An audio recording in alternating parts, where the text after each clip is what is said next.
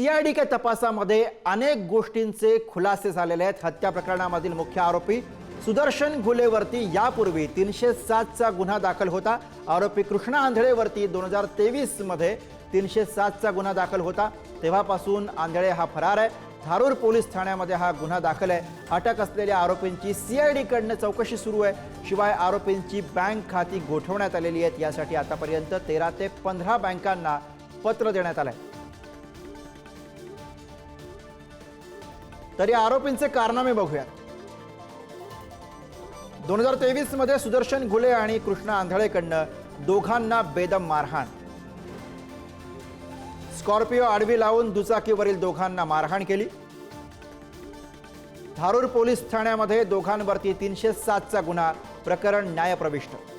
2023 मध्ये न्यायालयाच्या आवारामध्ये भांडण, सुदर्शन घुले सह आरोपी।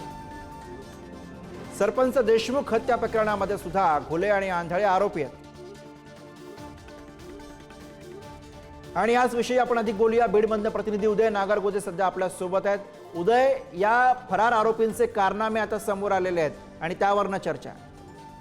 नक्कीच आपण जर बघितलं तर या प्रकरणात जे घुले आणि आंधळे हे दोघे आहेत ते त्या दोघांनी मिळून यापूर्वी अशाच पद्धतीने काही गुन्हे केल्याचं समोर आलंय। धारूरमध्ये एका दुचाकीवरून जाणाऱ्या दोघांना रस्त्यात अडवून त्यांना मारहाण केल्याची घटना घडली होती। या प्रकरणात 2023 मध्ये धारूर पोलीस ठाण्यात गुन्हा देखील दाखल झालाय। सध्या हे प्रकरण न्यायप्रविष्ट आहे। तर दुसरीकडे केज न्यायालयाच्या आवारात दोघा भावामध्ये मारहाणीची घटना घडली होती। त्या मारहाणीच्या प्रकरणात देखील सुदर्शन घुले हा सह आरोपी असल्याचं समोर आलंय।